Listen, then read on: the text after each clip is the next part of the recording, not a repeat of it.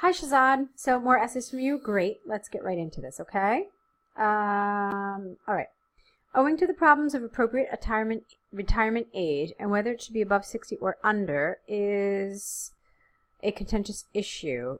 Okay. This is a little problematic for me. I wanted a little clearer. How about retirement age and whether it should be above 60 or under is a contentious issue. Perfect. I mean, you don't need to say owing to the overcomplicated, okay? Although people are arguing both sides of the argument, in my opinion, I completely agree that retirement age should be below 60. Okay. Let me move this over a little. Okay. Firstly, dealing with the concern surrounding retirement is best addressed if we take human strength and endurance into consideration. It's a very nice sentence. While with age comes experience, it is natural. You can't use both while and but in the same sentence because they both provide contrast, okay? So just select one. So, with age comes experience, but it is natural that with our age, our strength, endurance, and mental performance decline. You have three things here, so it's singular. It has to be an S. No S. Oh, what am I saying? You have to remember decline. And what... All right, let's try it again. It is natural that with our age, our strength, endurance, and mental performance decline. And what this means is the task we can perform in our 30s or 40s without any difficulty due to our mental agility at the age of 60 becomes tedious and banal. Okay, very nice. To exemplify, the field of IT,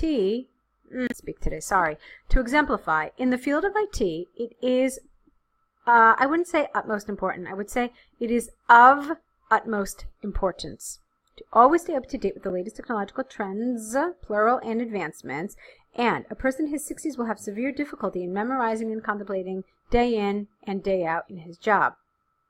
Thus, it is far more optimal to retire employees below the age of 60 than to retain an employee with no room for growth. All right, I actually really like this paragraph. It's tight, you've got some nice vocabulary, you've got some good grammar, and it's a solid, cohesive paragraph, so I actually like it.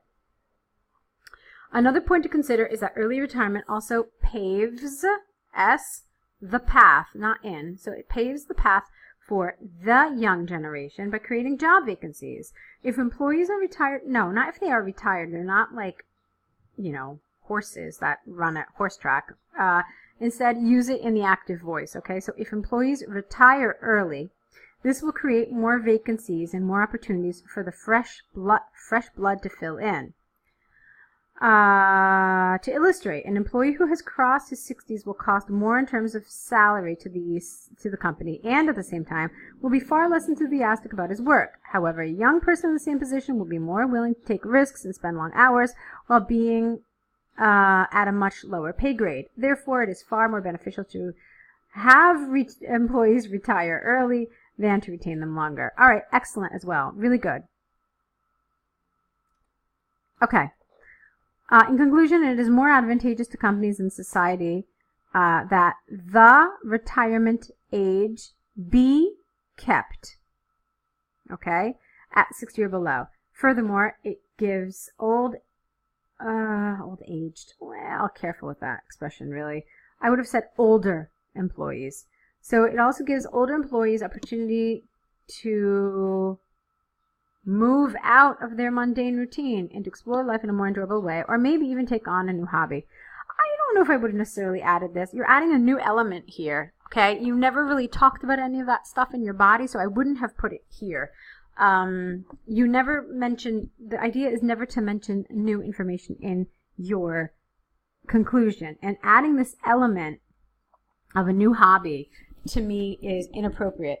If you wanted to talk about it, like, for example, you could have talked about the benefits for the older person here. Like, where was it? like when you were talking about this paragraph, you could have said another benefit is that as people are living longer, if they retire early, they will have more time to explore hobbies, explore other areas of their life that they were unable to do earlier because of work obligations. So you can see what I'm saying. I mean, this gave you really a whole new area to explore in your body, but I would not have mentioned it in your conclusion at all, okay? So careful with adding new elements in your conclusion. All right, let's take a look at your task 1. Dear Sir, Madam, my name is Shahzad. I am a student at your university with the student ID this. I'm writing to you in relation to my case number this. All right, small little sentences that I would have liked to be a little more fluent. Looking at this straight away, this looks tiny. I think this is the Albion University letter. So you really needed to flush out details here and add more language, okay? So let's see what you could do. Dear Sir, Madam, my name is Shahzad. Give your last name. And I am a student at your university with this. The reason I am writing is to provide information regarding my case number, blah, blah, blah. Okay, just please give a little more information.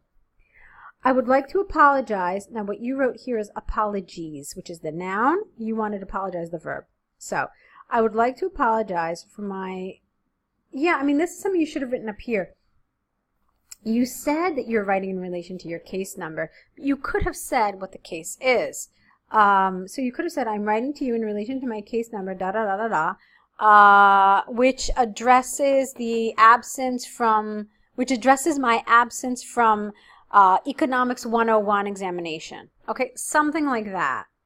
And then you can say this. Then you can say, I would like to apologize for my absence from the exam, but the reason behind my absence was that I had a high fever on that day, and also, as you are aware, comma, I am an international student living alone. Therefore, I had to take care of my health all by myself. Okay, again, I mean, you're going straight into the heart of the matter. I would have liked you to express a little more. Like, for example, okay, yeah, you had a high fever, so why didn't you call them? Why didn't you email somebody? Why didn't you say something? All right, so it's almost as if you're not developing this as much as you should.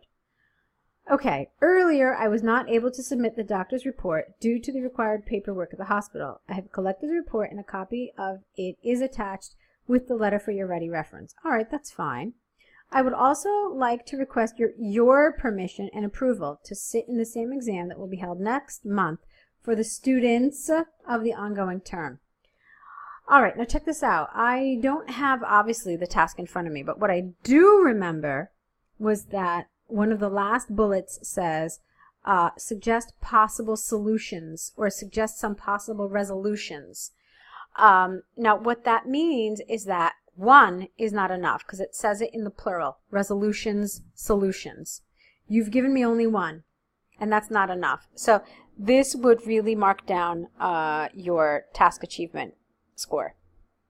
I know it seems like a detail, but IELTS exam is an exam that really deals with details. So if you see plural, that just assume that they don't want just one resolution or one solution. They want more.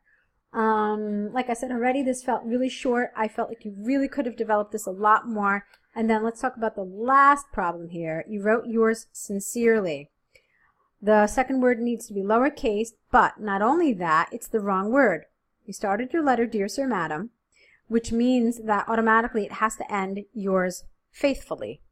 Okay? When you don't know the name of the person you are writing to, you end yours faithfully with the yours capitalized and the faithfully lowercase.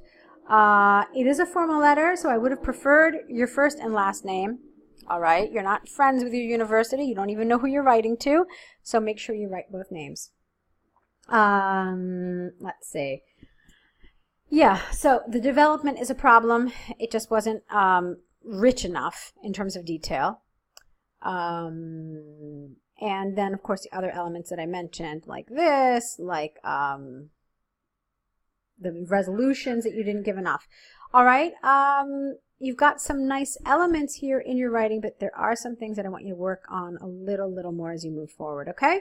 I'll be here waiting to see what you write next, so lots of luck with your next writing assignments.